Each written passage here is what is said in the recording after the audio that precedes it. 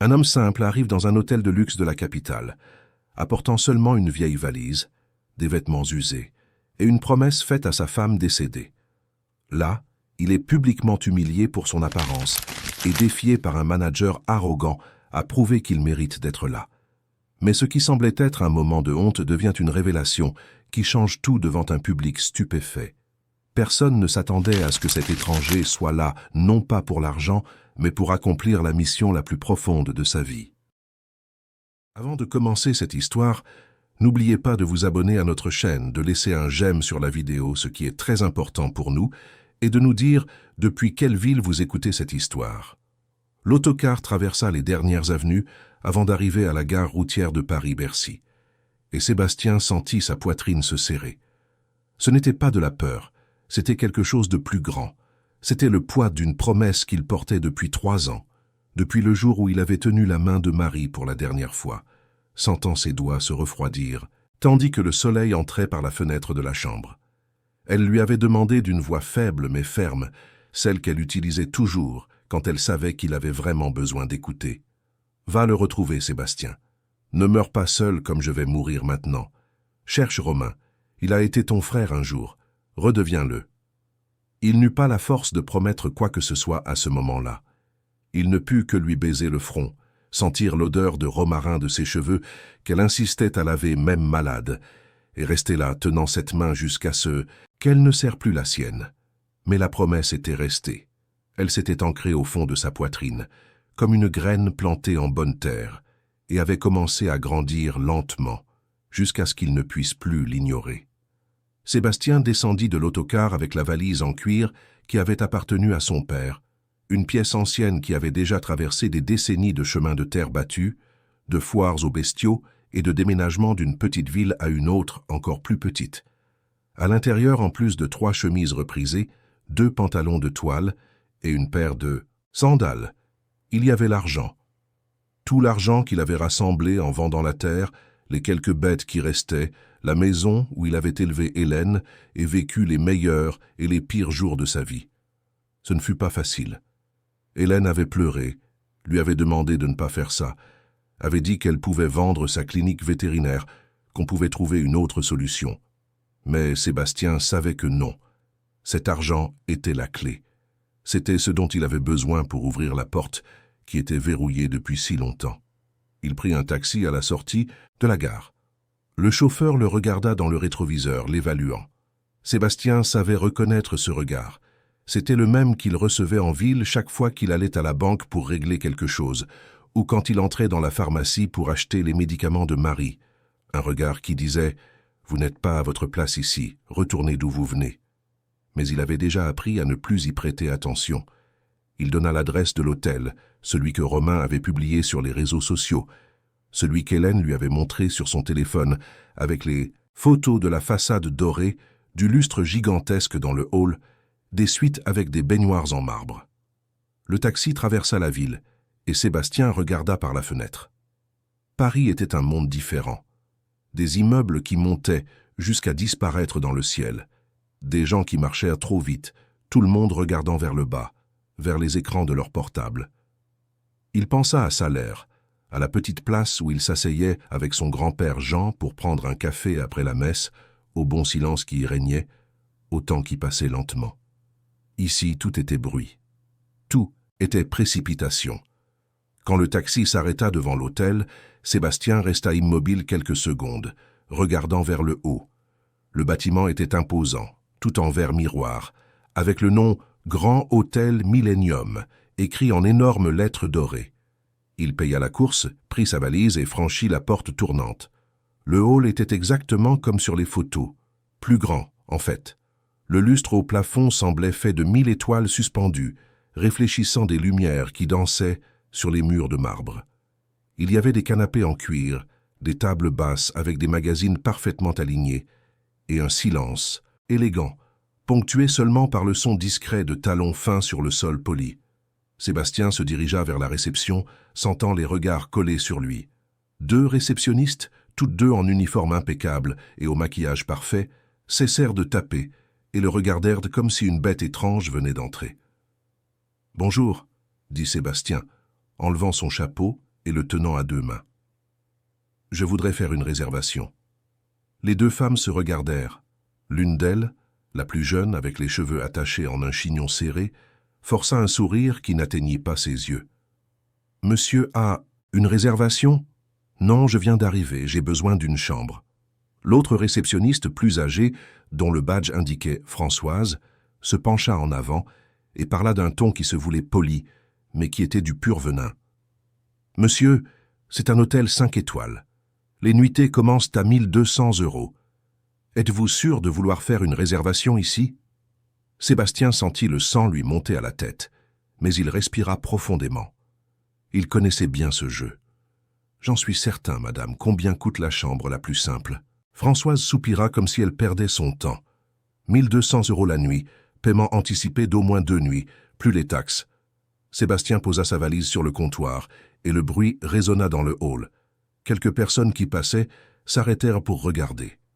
Il ouvrit lentement la fermeture éclair et à l'intérieur, organisées en piles, se trouvaient les liasses de billets. Françoise écarquilla les yeux.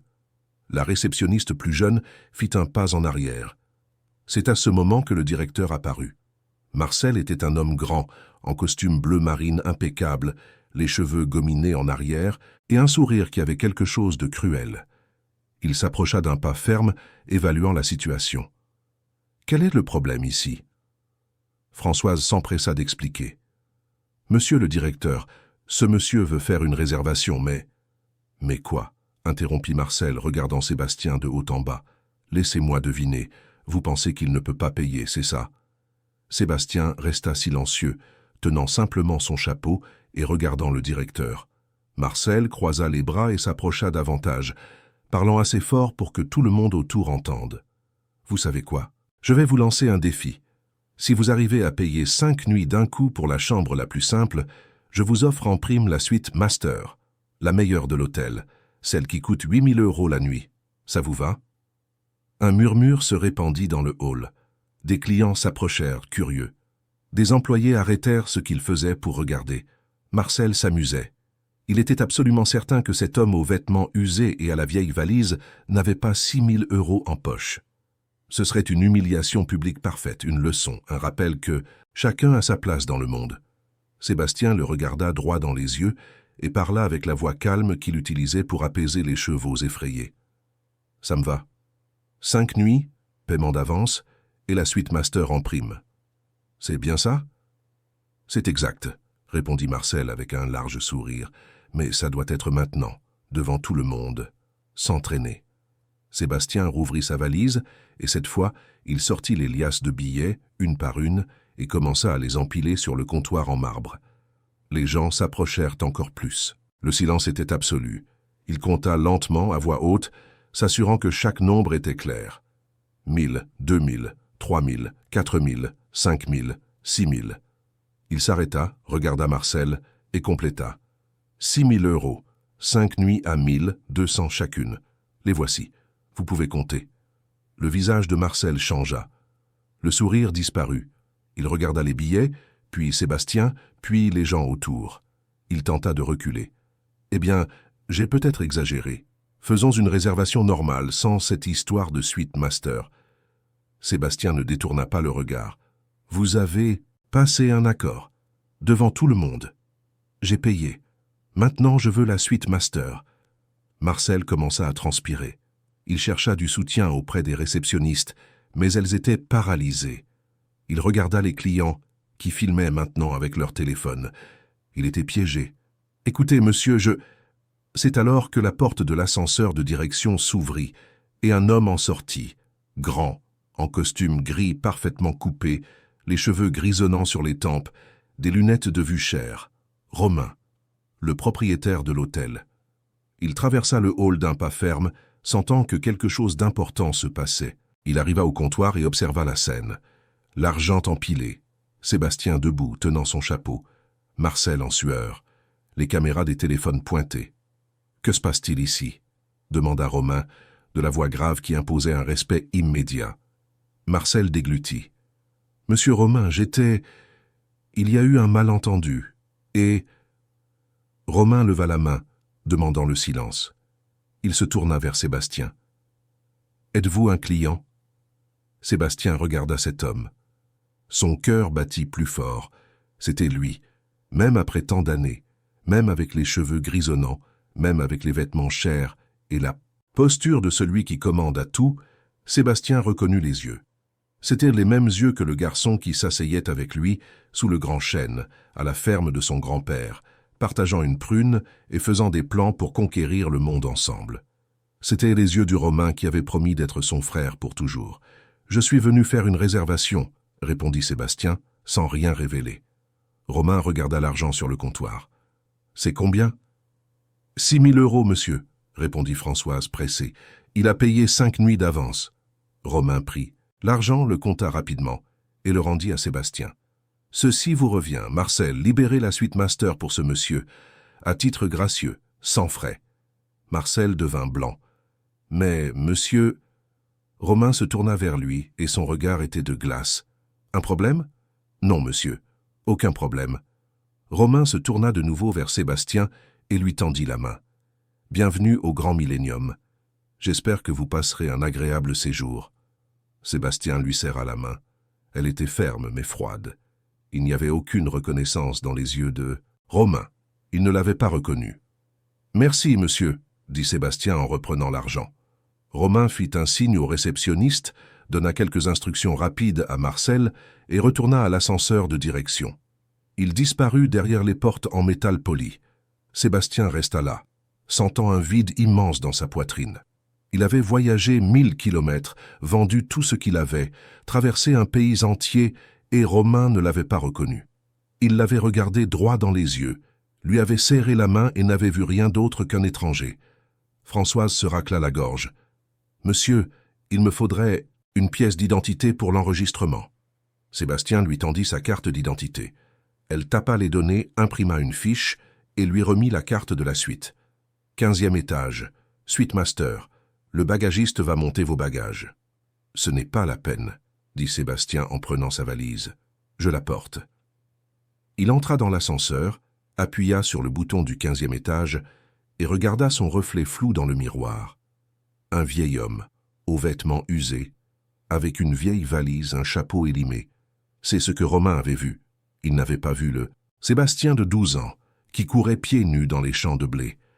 Il n'avait pas vu l'ami qui avait partagé le dernier morceau de friandise à la foire. Il n'avait pas vu le frère qui avait pleuré avec lui quand le père de Romain était parti pour ne jamais revenir.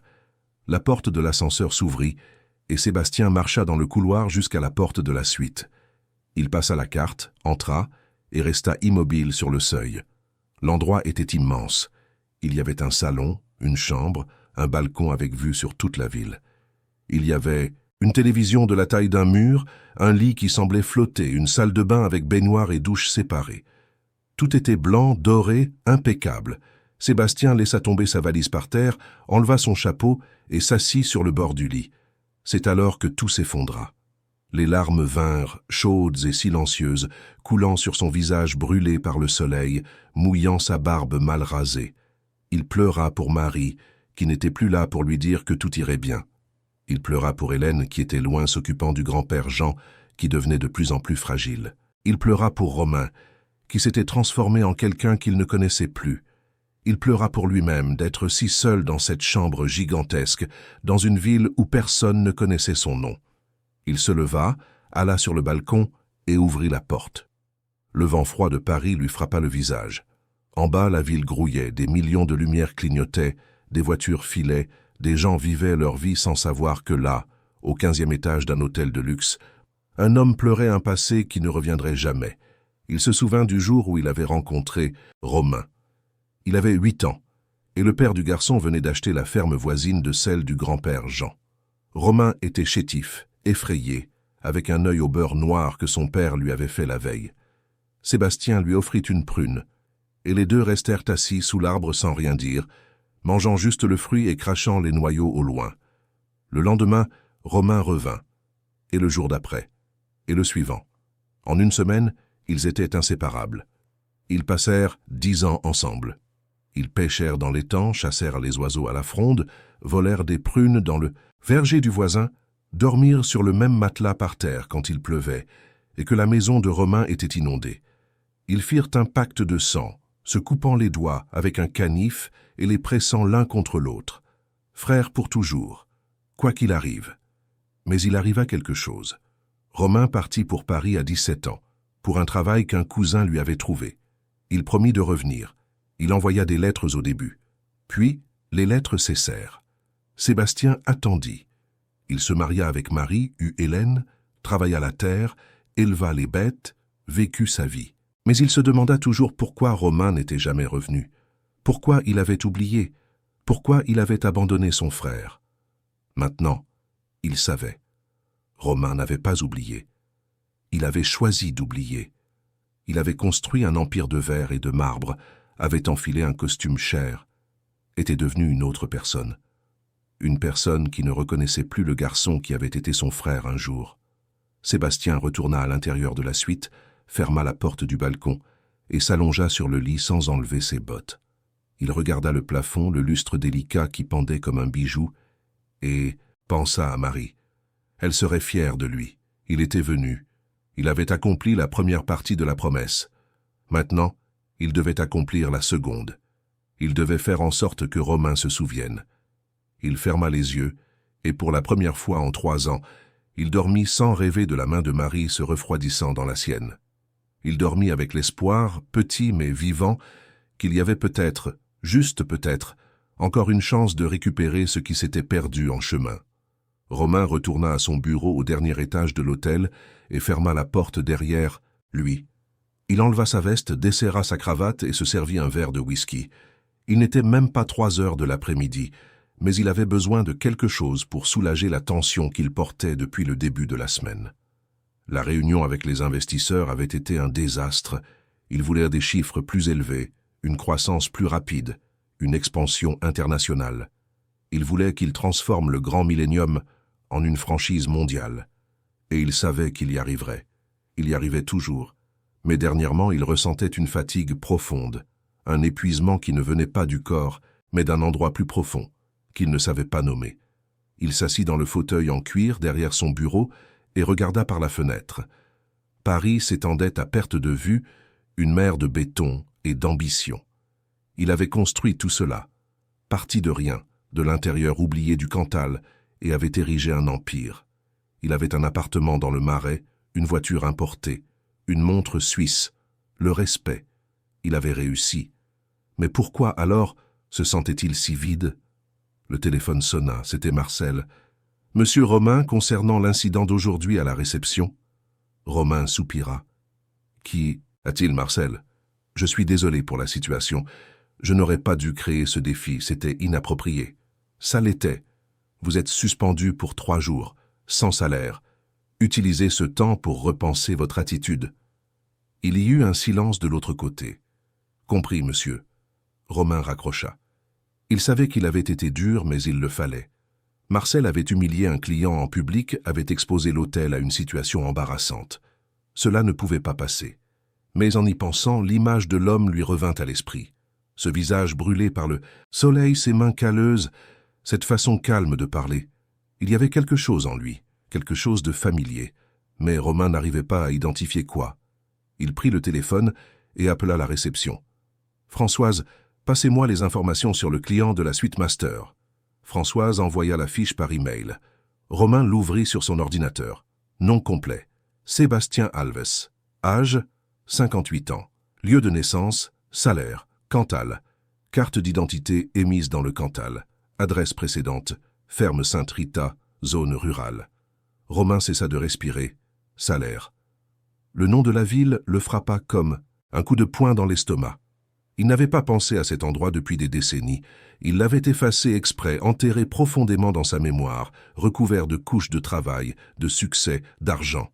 Mais maintenant, en voyant le nom là, sur l'écran de l'ordinateur, tout commença à revenir.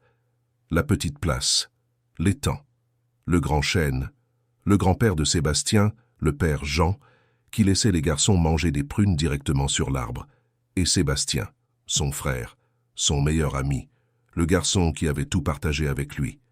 Les mains de Romain tremblèrent. Il ferma les yeux, essayant de contrôler sa respiration. Ce n'était pas possible. Ça ne pouvait pas être le même Sébastien. Il avait vu cet homme de près, lui avait serré la main, l'avait regardé dans les yeux, et il ne l'avait pas reconnu. Comment ne l'avait-il pas reconnu? Il se leva d'un bond, alla vers le placard encastré dans le mur du bureau et ouvrit le tiroir du bas, celui qu'il n'ouvrait jamais, où il gardait les quelques choses qu'il avait apportées du passé.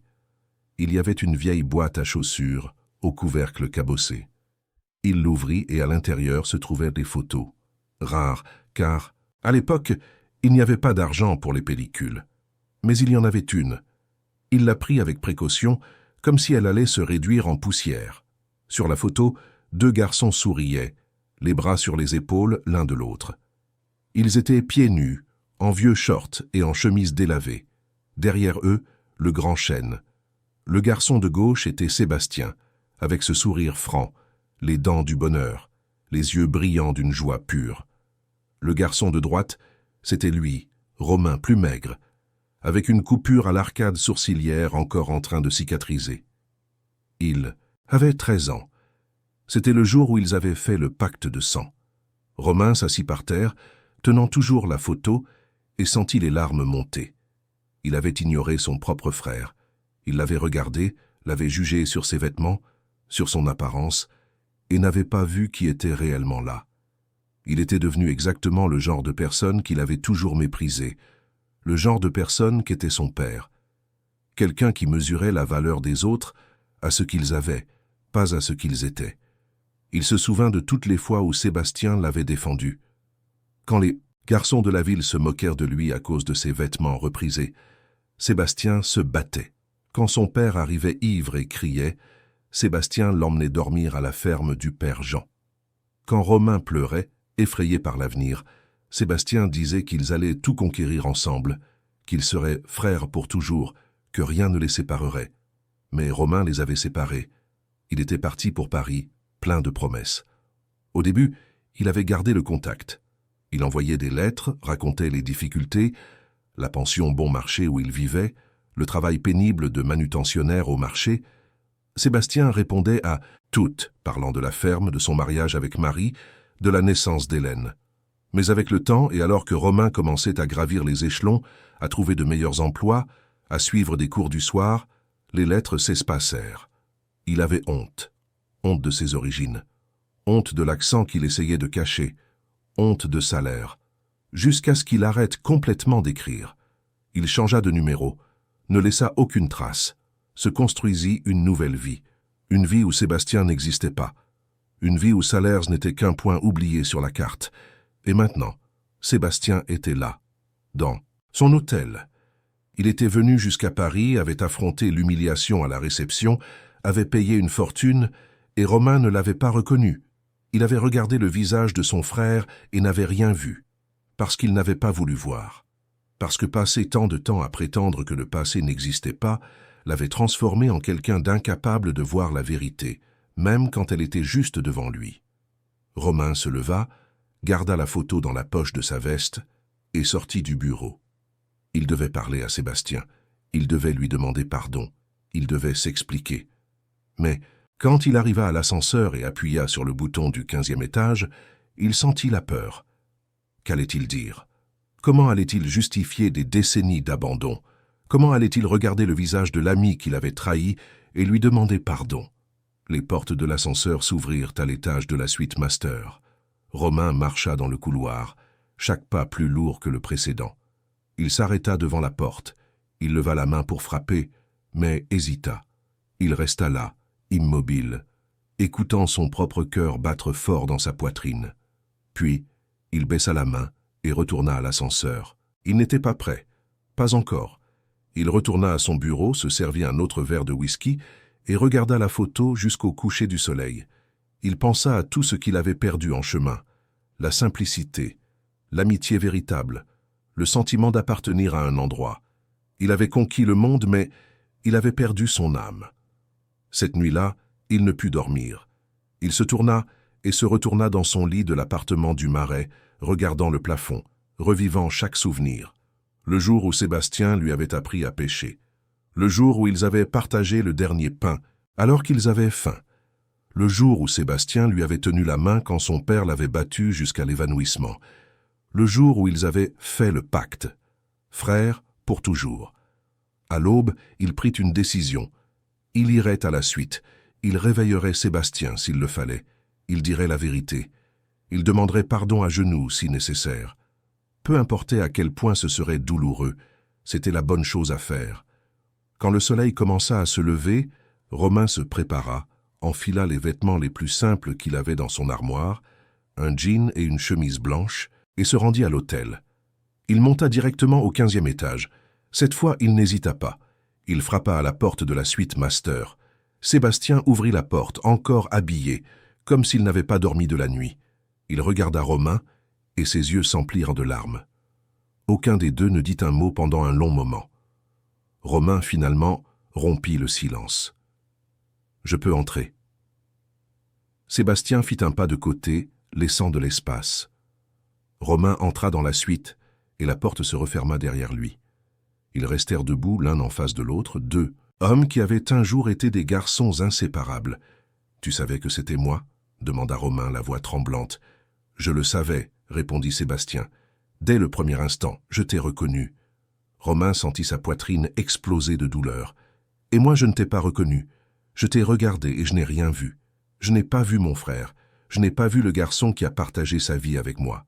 J'ai vu un étranger. » Sébastien essuya ses larmes du dos de la main. « Tu es devenu quelqu'un d'autre. Romain. Quand tu es parti, tu as promis de revenir. On a attendu. Moi, Marie, le grand-père Jean. On t'attendait à chaque fête, chaque Noël, chaque anniversaire. Mais tu ne revenais jamais. Les lettres ont cessé d'arriver. Le téléphone a changé. C'était comme si tu étais mort. Sauf que tu n'étais pas mort. Tu nous avais juste oubliés. » Romain se mit à pleurer. « Je n'ai pas oublié. Jamais. J'ai eu peur. Peur de revenir et que tu vois que je n'avais encore rien réussi. Peur de te décevoir. Peur d'être toujours ce garçon pauvre qui se faisait battre par son père. Alors j'ai commencé à travailler, à étudier, à monter. Et plus je montais, plus salaire s'éloignait. Jusqu'à ce qu'il arrive un point où je ne savais plus comment revenir. J'avais construit une nouvelle vie. Et dans cette nouvelle vie, il n'y avait pas de place pour le passé. Il n'y avait pas de place pour moi, corrigea Sébastien, la voix brisée. Il n'y avait pas de place pour moi-même, corrigea Romain. J'ai enterré qui j'étais. J'ai enterré le garçon qui pêchait dans l'étang. J'ai enterré l'ami qui avait juré d'être un frère pour toujours. J'ai tout enterré. Et maintenant, quand tu apparais devant moi, je ne te reconnais pas. Parce que pour te reconnaître, il faudrait que je reconnaisse qui j'ai été. Et j'ai passé tellement de temps à fuir ça que je suis devenu un étranger à mes propres yeux. Sébastien se dirigea vers le balcon et regarda la ville en contrebas. Marie m'a fait promettre, avant de partir, que je te chercherais. Elle disait que je ne pouvais pas mourir seul, que j'avais besoin de toi, qu'on avait été des frères un jour et que les frères ne s'abandonnent pas. J'ai vendu tout ce que j'avais pour venir ici, la terre, la maison, les bêtes, tout. Je suis venu avec cet argent en poche parce que je savais que tu ne me recevrais pas si j'arrivais les mains vides.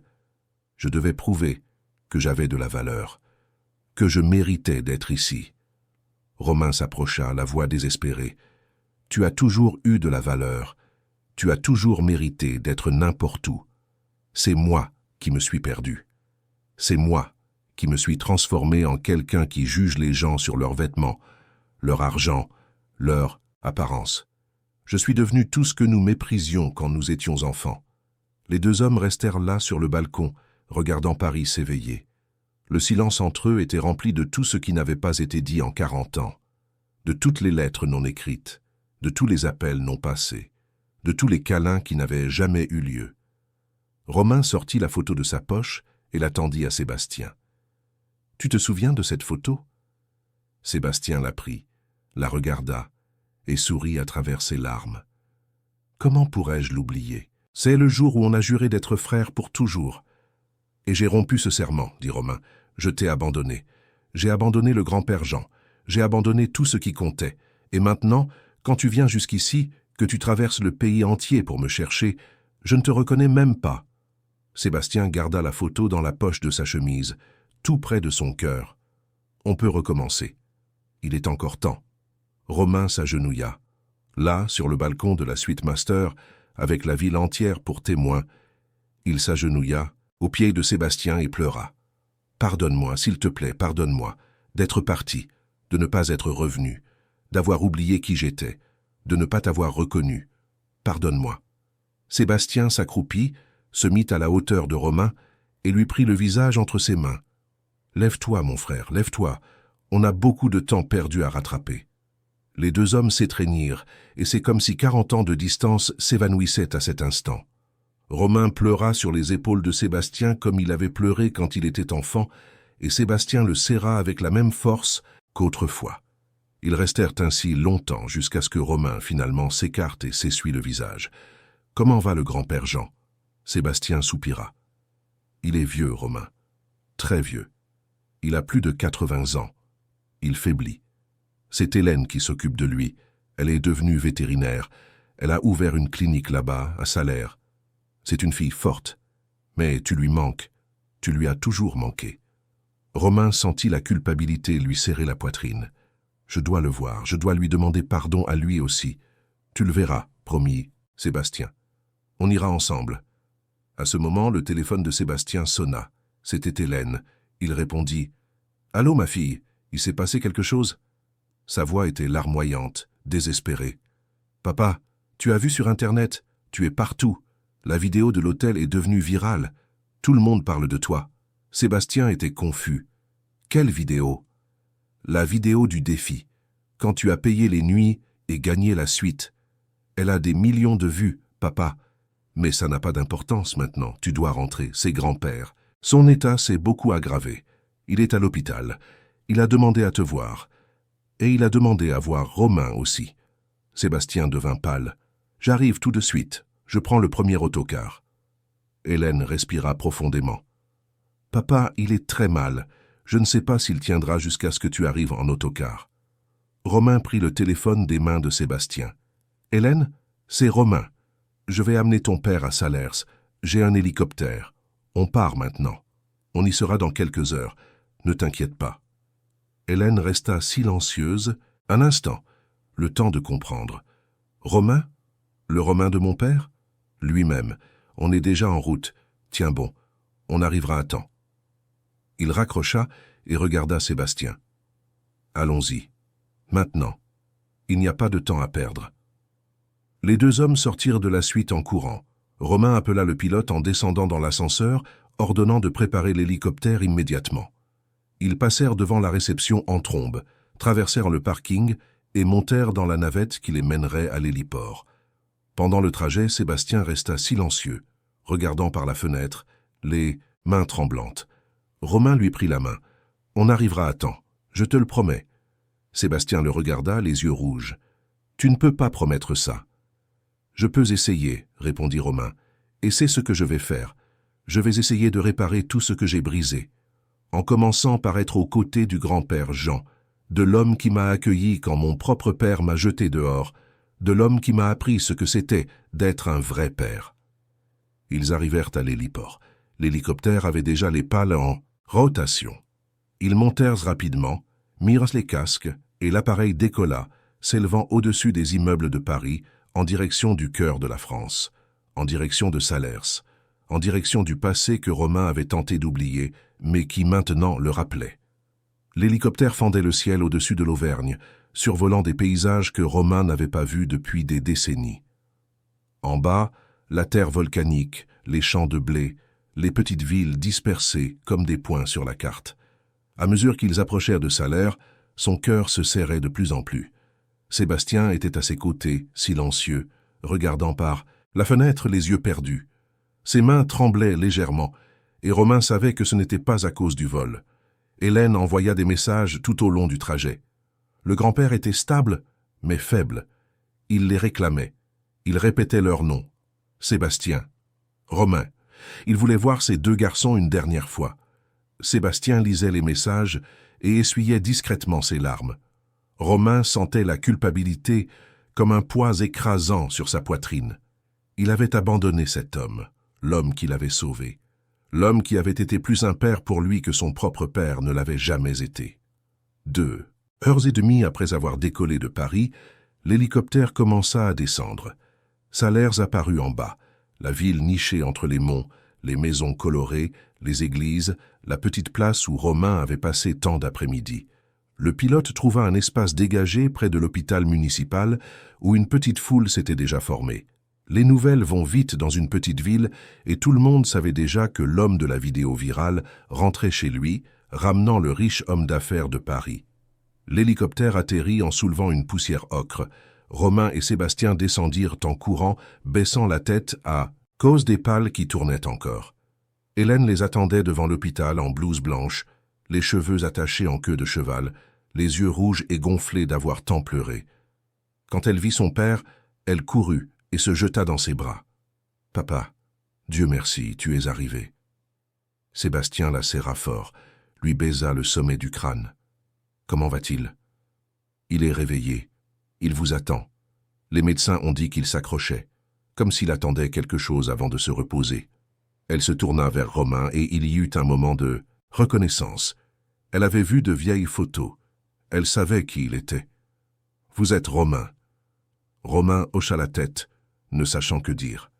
« Oui, je suis désolé pour tout. » Hélène ne répondit pas. Elle leur fit simplement signe de la suivre. Ils entrèrent dans l'hôpital, passèrent devant la réception où les infirmières les regardaient avec curiosité, montèrent les escaliers jusqu'au 2e étage et longèrent le couloir jusqu'à la chambre du fond. Hélène s'arrêta devant la porte et les regarda. « Il est très fragile. Ne parlez pas fort, ne le fatiguez pas.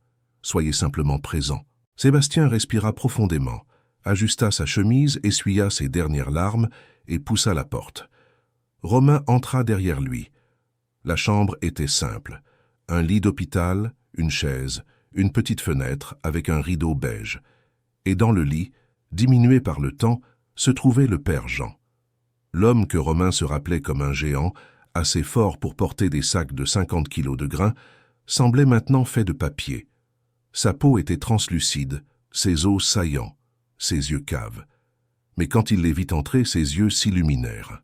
« Mes garçons, murmura-t-il, la voix faible mais claire, mes garçons sont arrivés. » Sébastien s'approcha du lit et prit la main de son grand-père avec délicatesse, comme s'il allait se briser au moindre contact.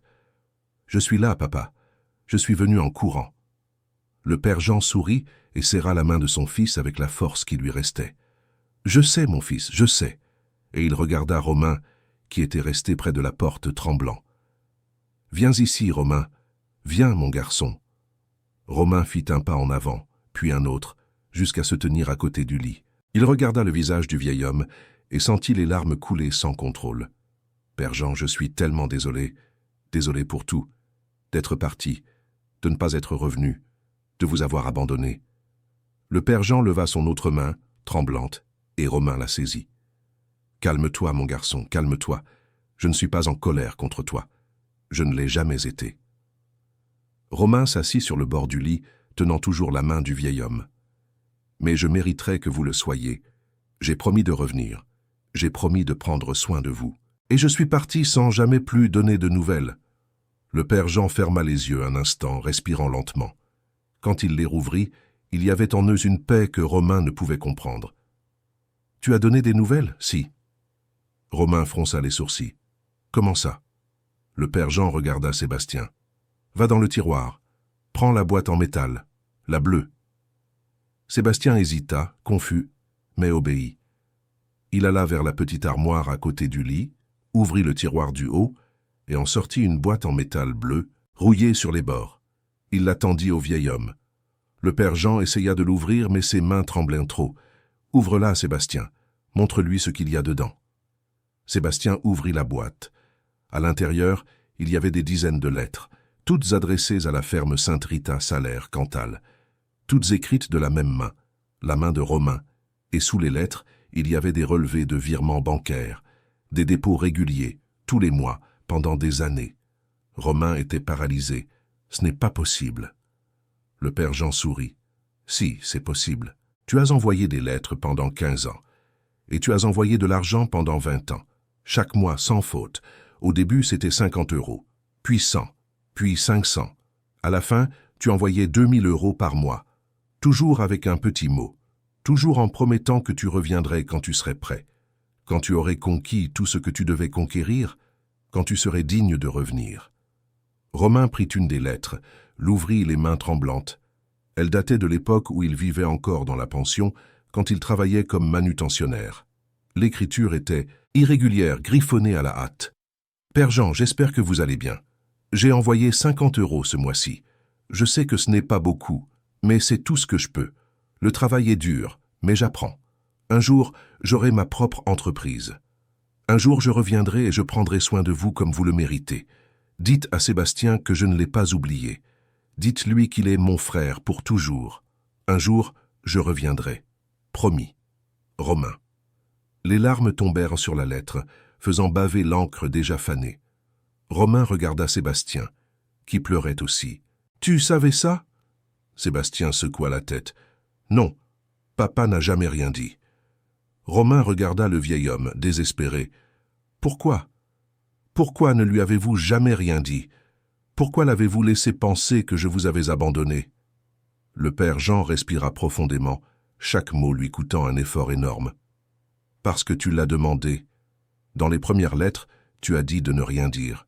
Tu as dit que tu avais honte de ne pas pouvoir revenir en personne, que tu avais honte d'envoyer si peu, que tu ne voulais pas, que Sébastien sache que tu allais mal, que tu souffrais, loin.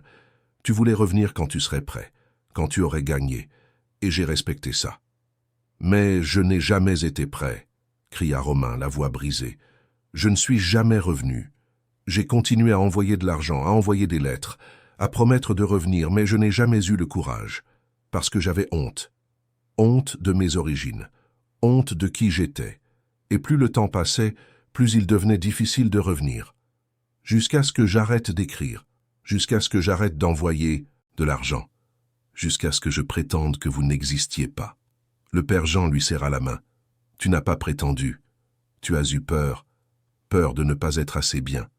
Peur de nous décevoir.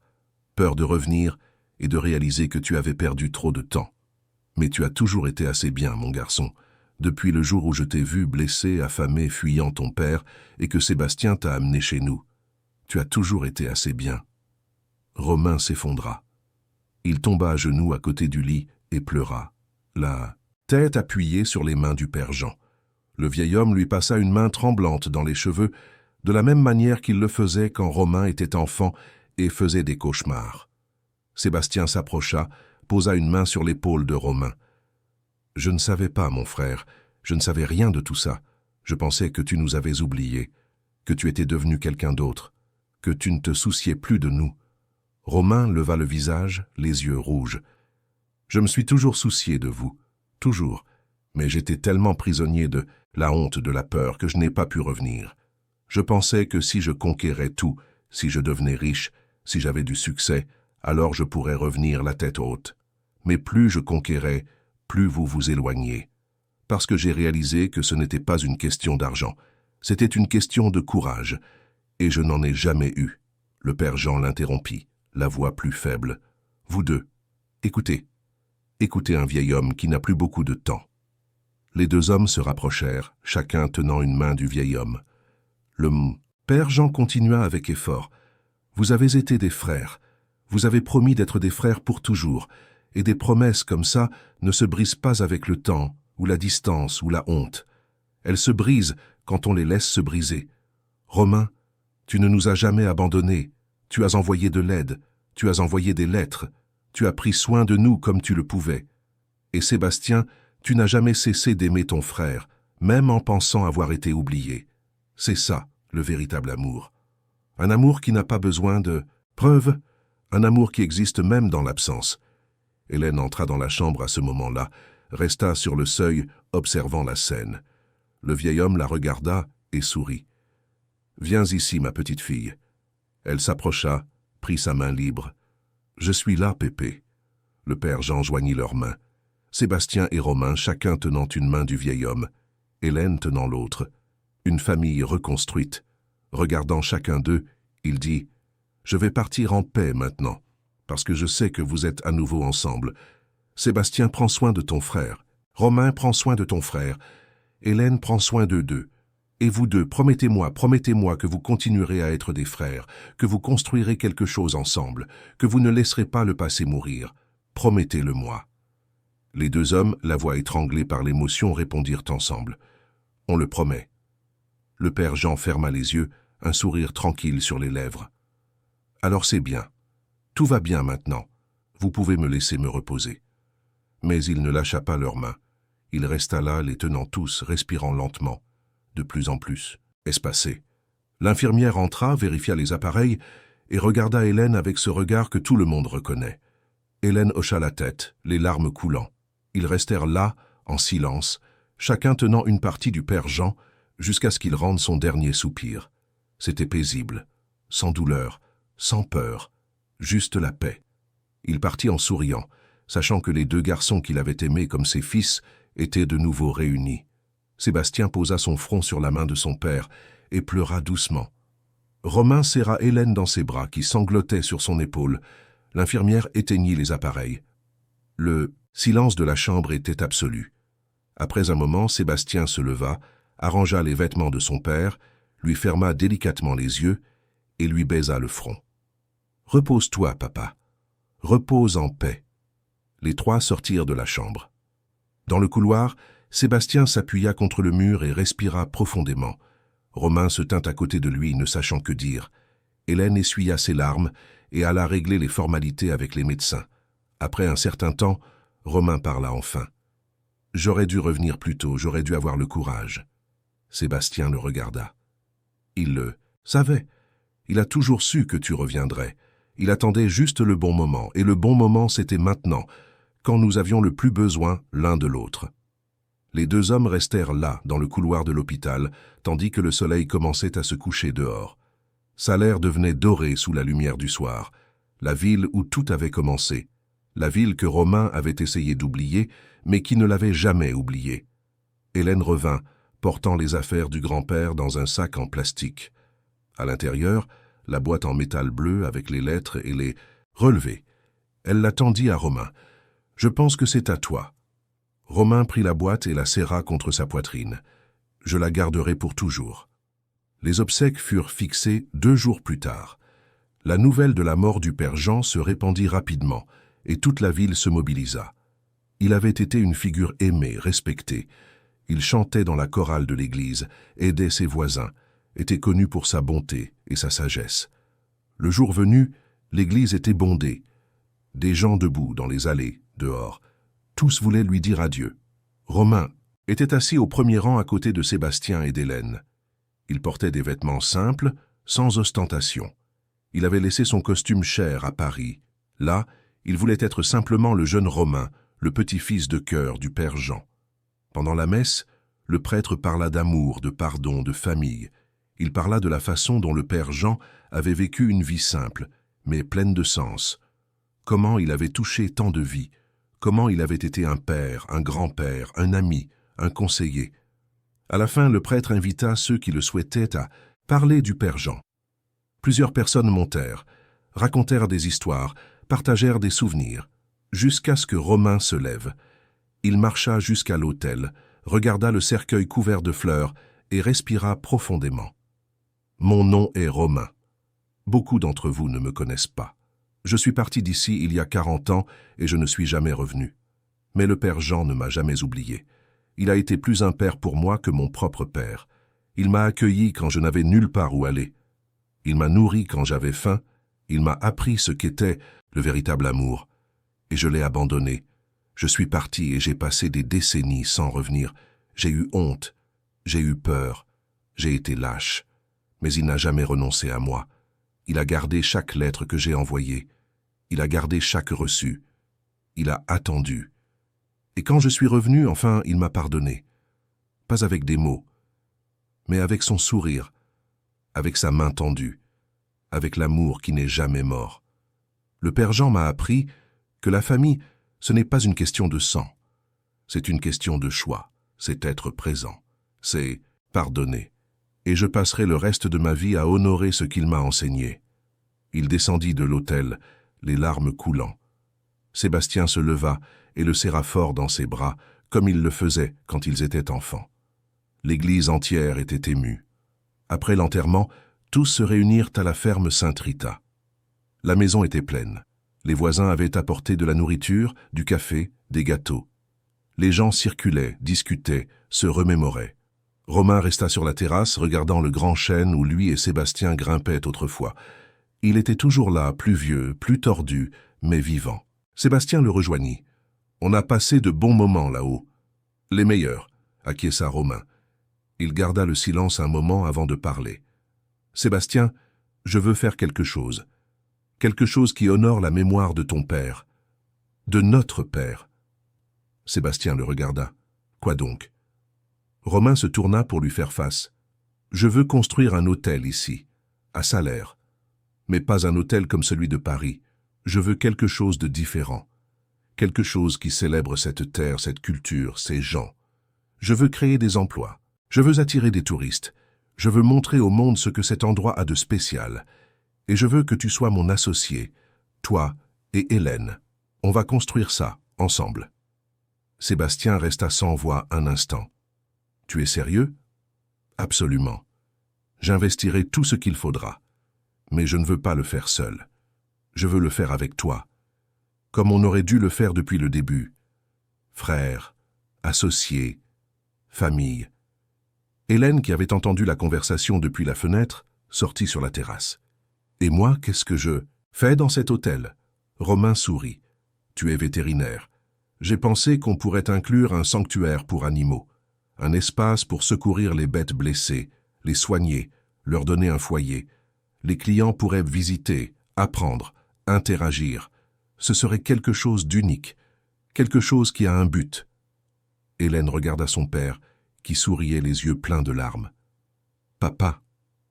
Sébastien posa la main sur son épaule. « Si ton grand-père était là, il dirait que c'est la bonne chose à faire, que c'est comme ça qu'on honore sa mémoire, en construisant quelque chose de bien, quelque chose qui aide les gens. Alors on est ensemble, » dit Hélène en tendant la main. Romain serra sa main puis celle de Sébastien. Les trois restèrent là, sur la terrasse de la ferme, tandis que le soleil se couchait sur Salaire, peignant le ciel d'orange et de rose. Un nouveau voyage commençait, un voyage de rédemption, de reconstruction, d'amour retrouvé. 3 semaines après les funérailles, Romain retourna à Paris. Mais cette fois, il n'était pas seul. Sébastien et Hélène l'accompagnaient. L'hélicoptère atterrit sur l'héliport du Grand Millénium et quand les trois descendirent, ils furent accueillis par Marcel et toute l'équipe de direction. Marcel était revenu de sa suspension, changé, plus humble, plus attentif. Il avait regardé la vidéo virale des dizaines de fois, avait lu les commentaires, avait réalisé à quel point il avait eu tort. Romain demanda à tout le monde de se réunir dans la salle de réception de l'hôtel. Les employés de tous les services s'agglutinèrent, curieux. Les rumeurs allaient bon train. Certains disaient qu'il y aurait des licenciements massifs. D'autres, que l'hôtel serait vendu. Personne ne savait vraiment à quoi s'attendre. Quand tout le monde fut présent, Romain monta sur la petite estrade installée pour les événements. Sébastien et Hélène se tenaient à ses côtés, un peu perdus au milieu de l'élégance du lieu. Romain prit le micro et regarda chaque visage dans l'assistance. « Bonjour à tous. Je sais que vous êtes curieux au sujet de cette réunion, et je vais être direct. Au cours des dernières semaines, j'ai vécu l'expérience la plus importante de ma vie. J'ai retrouvé mon frère, j'ai perdu mon père, et j'ai réalisé que j'ai passé des décennies à construire quelque chose qui était vide à l'intérieur. » Un murmure parcourut la foule. Romain continua. « Cet hôtel est magnifique, il est rentable, il est prestigieux. Mais il est devenu un endroit où les gens sont jugés sur leur apparence, leur argent, les vêtements qu'ils portent. Et cela n'est pas acceptable. À partir d'aujourd'hui, les choses vont changer. Je veux vous présenter 2 nouveaux associés du Grand Millénium. Mon frère, Sébastien Alves, et ma nièce, Hélène Alves. » Sébastien fit un pas en avant, saluant timidement. Hélène fit de même. Les gens dans l'assistance se regardèrent, confus. C'était l'homme de la vidéo. L'homme qui avait été défié et humilié à la réception. Et maintenant, il était associé. Romain attendit que le brouhaha se calme et poursuivit. « Sébastien n'a pas d'expérience en hôtellerie. Il n'a pas de diplôme universitaire. Mais il a quelque chose de bien plus précieux. Il a du caractère. Il a de l'intégrité. Il a le genre de sagesse qu'on n'apprend pas dans une école de commerce. Et il va m'aider à transformer cette entreprise en quelque chose de meilleur. Quelque chose qui valorise les gens, non pas pour l'argent qu'ils ont en poche, mais pour ce qu'ils sont. Il y eut un silence lourd. Romain regarda directement Marcel. « Marcel, pouvez-vous venir ici, s'il vous plaît ?» Marcel monta sur l'estrade, pâle, pensant qu'il allait être licencié publiquement. Romain posa la main sur son épaule. « Vous avez commis une grave erreur. Vous avez humilié un client. Vous avez presque provoqué un scandale qui aurait pu détruire la réputation de cet hôtel. Mais vous avez aussi eu le courage de reconnaître votre erreur, d'utiliser votre temps de suspension pour réfléchir. Et je crois aux secondes chances. Parce que j'en ai eu besoin d'une moi-même, alors vous restez. Mais pas en tant que directeur. Vous travaillerez directement avec moi et Sébastien. Vous apprendrez à voir les gens pour de vrai. Et quand vous serez prêt, vous retrouverez votre poste. D'accord ?» Marcel, les yeux humides, hocha la tête. « Oui, monsieur. Merci. » Romain se tourna de nouveau vers l'assistance. « Nous prévoyons quelque chose de grand. Nous allons ouvrir un deuxième hôtel, à Salers, dans le Cantal. Un hôtel qui célèbre la culture auvergnate, qui emploie la communauté locale, qui préserve les traditions, tout en offrant le meilleur en matière de confort et de service. Et au sein de cet hôtel, il y aura un sanctuaire pour animaux, géré par Hélène. Un espace où les bêtes secourues auront une seconde chance. Tout comme j'en ai eu une. Tout comme nous pouvons tous en avoir une. » Les gens commencèrent à applaudir. Doucement au début, puis avec plus de force. Sébastien regarda Romain ému. Hélène essuya une larme. Marcel descendit de l'estrade et plusieurs collègues l'étreignirent. Romain conclut. « Quiconque souhaite faire partie de cette transformation, de ce changement réel dans cette entreprise, venez me parler. Nous aurons des postes à pourvoir ici et dans le nouvel hôtel. Mais sachez que nous ne cherchons pas seulement des employés. Nous cherchons des personnes qui croient que le succès ne se résume pas au profit. Il s'agit d'impact. Il s'agit de laisser le monde un peu meilleur que nous l'avons trouvé. Merci à tous. » Il descendit de l'estrade et fut entouré d'employés voulant en savoir plus, se porter volontaire, faire partie de l'aventure. Sébastien et Hélène se tenaient à côté, observant. Pour la première fois, Sébastien vit dans le regard de Romain quelque chose qu'il n'avait pas vu depuis leur enfance. Un but, cette lueur de celui qui sait exactement pourquoi il est en vie. Les mois suivants, la vie se transforma en un tourbillon d'activités. Romain acheta un immense terrain aux alentours de Salers, avec vue sur les montagnes, entouré de verdure. Il engagea les meilleurs architectes, mais leur demanda de travailler avec des artisans locaux en utilisant des matériaux de la région. Il voulait un hôtel qui appartienne à cet endroit, qui raconte l'histoire de cette terre. Sébastien prit en charge la supervision de la construction. Il connaissait chaque personne de la ville, savait qui étaient les meilleurs maçons, charpentiers, peintres. Il s'assura que les emplois aillent aux gens de la communauté et non à de grandes entreprises extérieures. Salers commença à respirer différemment. Il y avait de l'espoir dans l'air, il y avait du mouvement. Des familles qui avaient tout perdu à cause de la crise rurale avaient maintenant du travail, de la dignité, un avenir. Hélène monta le sanctuaire. Elle commença par secourir les animaux blessés qu'elle trouvait sur les routes, puis étendit ses partenariats avec d'autres villes. Des chevaux maltraités, des chiens abandonnés, des chats blessés, même un andou qui avait été heurté et ne pouvait plus courir. Chaque animal avait une histoire, et Hélène racontait ces histoires à ceux qui visitaient. Les enfants de la région commencèrent à fréquenter le lieu, apprenant le soin, le respect, la compassion. Romain partageait son temps entre Paris et Salers. Au début, ce fut difficile. Il eut des réunions tendues avec des investisseurs qui ne comprenaient pas pourquoi il dépensait autant d'argent dans un projet qui ne serait pas rentable immédiatement. Il eut des discussions avec des associés qui pensaient qu'il devenait sentimental, qu'il perdait le cap. Mais Romain ne recula pas. Pour la première fois de sa vie, il ne construisait pas quelque chose par ambition ou par vanité. Il construisait par amour. Les nouvelles du projet se répandirent. Les journaux et les magazines commencèrent à publier des articles. L'histoire des retrouvailles des deux frères, de l'homme qui avait tout vendu pour chercher son ami perdu, de l'homme d'affaires qui avait abandonné le luxe pour retrouver ses racines, devint une source d'inspiration. Des milliers de personnes commentaient, partageaient, s'émouvaient. Un an après le jour où Sébastien était entré pour la première fois au Grand Millénium, l'hôtel Les Racines fut inauguré. La fête d'ouverture fut simple mais émouvante. Il n'y avait pas de célébrités ni de politiciens importants. Il y avait la communauté de salaires, les employés, les artisans qui avaient construit chaque détail, les familles qui avaient retrouvé l'espoir. L'hôtel était magnifique. Des murs en pisé, des toits de lauze, des balcons avec des hamacs colorés, des jardins pleins de plantes locales. Les chambres étaient douillettes, décorées d'art local, de tissus brodés à la main, de meubles en bois de récupération. Il y avait un restaurant qui servait une cuisine régionale, préparée par des cuisinières de la ville qui avaient appris les recettes de leur grand-mère. Il y avait un espace pour des concerts de musette, des démonstrations de bourrées, des lectures de contes populaires. Il y avait le sanctuaire pour animaux, où les clients pouvaient se passer l'après-midi à nourrir les chevaux, à jouer avec les chiens, à écouter les histoires de chaque bête secourue. Le soir de l'inauguration, Romain monta sur la petite scène installée dans le jardin central. Sébastien et Hélène étaient à ses côtés. La foule se tut, attendant les mots du discours d'ouverture. Romain regarda tous ces visages, illuminés par les douces lumières suspendues aux arbres, et sentit sa poitrine se serrer d'émotion. Il commença lentement. « Bonsoir à tous. Quand j'étais enfant, je vivais ici, sur ce sol, que nous foulons maintenant. Pas exactement ici, mais tout près. À la ferme Saint-Rita où mon père de cœur, le père Jean, m'a accueilli.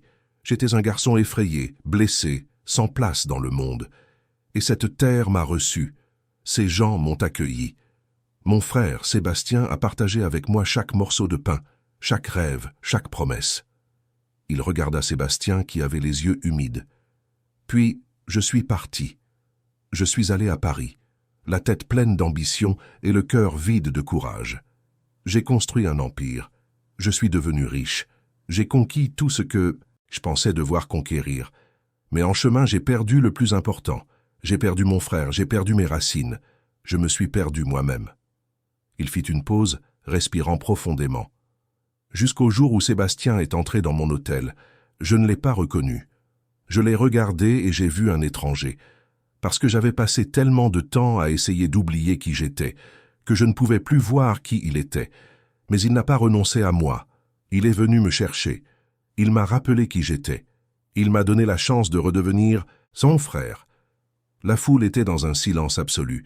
Romain continua, la voix étranglée par l'émotion. « Cet hôtel n'est pas une question de luxe, ni d'argent. C'est une question de mémoire. C'est une façon d'honorer les gens qui nous façonnent. C'est créer quelque chose qui a du sens. Mon père, le père Jean, m'a appris que la famille, ce n'est pas le sang. C'est un choix. C'est être présent. C'est pardonner. Et cet hôtel est ma façon d'être présent, de demander pardon, de dire merci. » Il regarda Hélène. « Ma nièce, Hélène, a construit un sanctuaire ici. Un lieu où les animaux qui ont été abandonnés, maltraités, oubliés, ont une seconde chance. Tout comme moi. Et j'espère que chaque personne qui passera par ici sentira aussi qu'elle peut avoir sa seconde chance. Qu'elle peut retourner à ses racines. Qu'elle peut se reconnecter avec ce qui compte vraiment. » Il prit la main de Sébastien. « Sébastien, mon frère, merci de ne pas avoir renoncé à moi, d'être venu me chercher, de m'avoir rappelé qui j'étais avant de me perdre. Je te promets que je ne t'abandonnerai plus jamais, que je n'oublierai plus jamais d'où je viens, que je n'aurai plus jamais honte de ce que nous sommes. » Sébastien le serra fort dans ses bras, et les deux restèrent là tandis que la foule applaudissait debout, beaucoup pleurant, tous émus. Hélène se joignit à l'étreinte, et les trois restèrent ainsi, illuminés par les lumières du jardin, entourés d'amour. Après le discours, les gens circulèrent dans l'hôtel, explorant chaque recoin, chaque détail. Romain et Sébastien restèrent à la réception, discutant avec les clients, écoutant leurs impressions, recevant les compliments. À un moment donné, Sébastien montra le mur derrière le comptoir d'enregistrement. Là, encadré de bois rustique, se trouvait la photo. La même photo que Romain avait gardée dans son tiroir pendant des décennies. Deux garçons pieds nus en vêtements simples, souriant avec ce bonheur pur que seule l'enfance connaît. Les bras sur les épaules l'un de l'autre, et en dessous, une plaque dorée avec les mots gravés « Frères pour toujours ». Romain resta immobile, regardant la photo pendant un long moment. Sébastien s'approcha.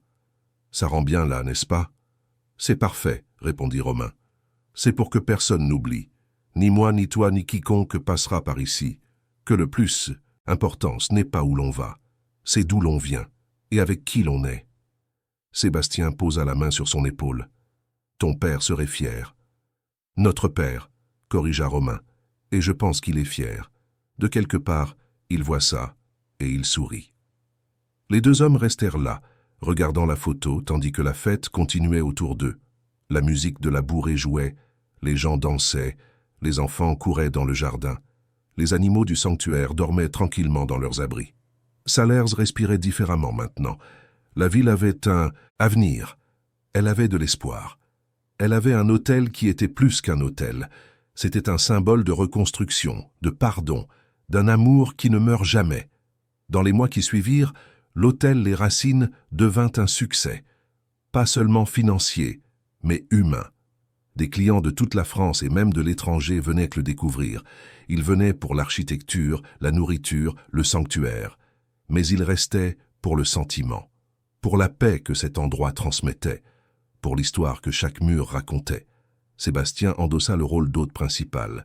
Il accueillait chaque client personnellement, racontait l'histoire de l'hôtel, parlait du Père Jean, de son amitié avec Romain, de l'importance de ne jamais oublier ses racines. Il était une présence constante, aimée de tous. Finalement, après une vie de travail silencieux, il avait trouvé sa place, son but.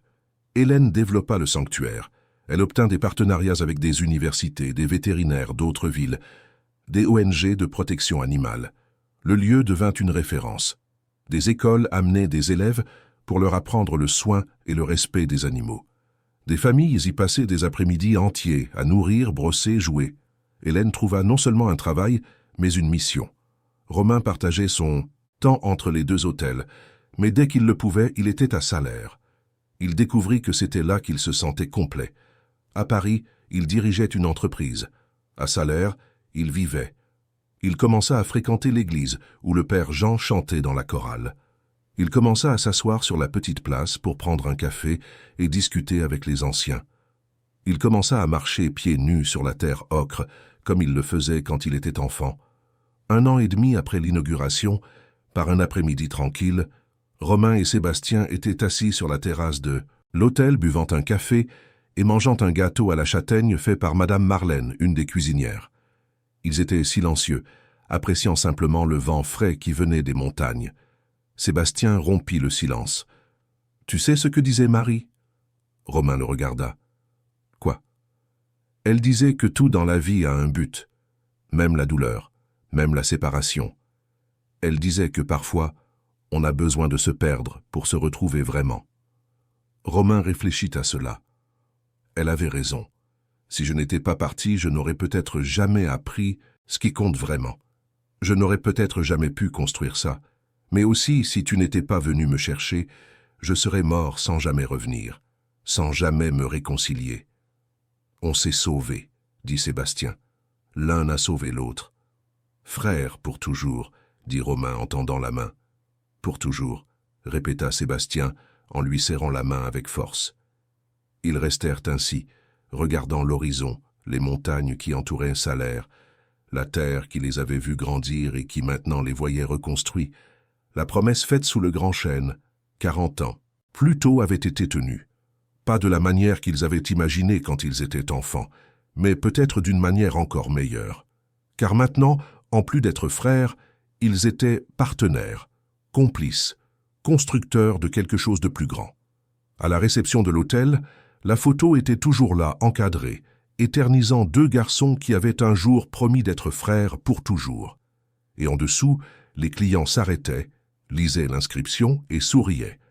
Parce que tous, d'une certaine manière, se voyaient dans cette histoire. Tous avaient quelqu'un à qui ils devaient pardonner. Tous avaient quelqu'un qu'ils devaient retrouver. Tous avaient des racines qui ne pouvaient être oubliées. Et ainsi, l'hôtel Les Racines devint plus qu'un lieu de séjour.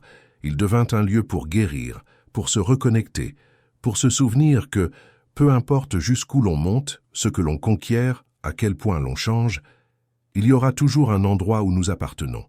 Il y aura toujours des gens qui nous aiment pour ce que nous sommes, pas pour ce que nous avons.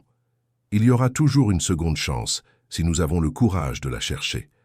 Chers auditeurs, nous espérons que l'histoire de Sébastien et Romain a touché votre cœur. Si vous avez été émus par ce voyage de retrouvailles, de pardon et de reconstruction, laissez un j'aime. Abonnez-vous à la chaîne et dites-nous dans les commentaires quel a été le moment qui vous a le plus marqué. Avez-vous aussi un frère de cœur que vous devez retrouver? Avez-vous aussi des racines que vous devez revisiter? Chaque jour, nous vous proposons des histoires intenses comme celle-ci, qui révèlent le côté le plus profond de l'âme humaine, qui parlent d'amour, de famille, de pardon et de seconde chance. Nous vous attendons pour le prochain épisode avec une autre histoire qui touchera vos émotions et vous fera réfléchir à ce qui compte vraiment dans la vie.